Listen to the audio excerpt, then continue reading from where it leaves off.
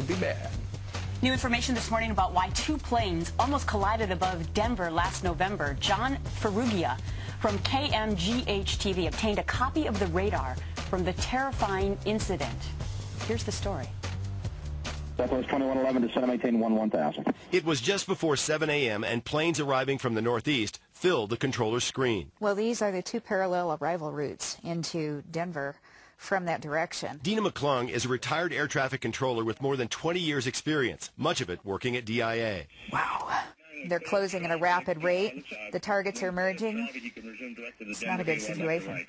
A Republic Airlines jet 1539 is flying parallel to streams of incoming aircraft and should be directed to merge into the line. This aircraft is supposed to fit into this stream in between this one and this one. But just before handing off the plane to DIA's approach control, an air controller in the Longmont Center gave the plane, whose call sign is Brickyard, a command to turn right to fly to a point behind his present position called Sage. 9000 heading back towards Sage. As you can see from the radar, the plane is turning directly into oncoming aircraft. They're both showing at the same altitude. The 190 is 19,000 feet. The approach controller, who didn't give the command, suddenly realizes what is happening. Who's heading back towards Sage Brickyard? Turn left and descend immediately. I don't care what altitude, descend. You got traffic off your right. The Republic Airlines Flight 1539 is on a direct collision course with a SkyWest jet. If you've got these two converging, and they're converging at a speed of 700 miles an hour,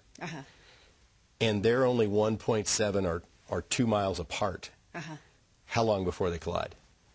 Just a few seconds. A few seconds. Brickyard 1539, traffic alert. Traffic 1 o'clock, less than 2 miles at same altitude, descend immediately. The collision alert system has gone off in the cockpit, and the controller has done all he can. At a certain point, you just have to write it out.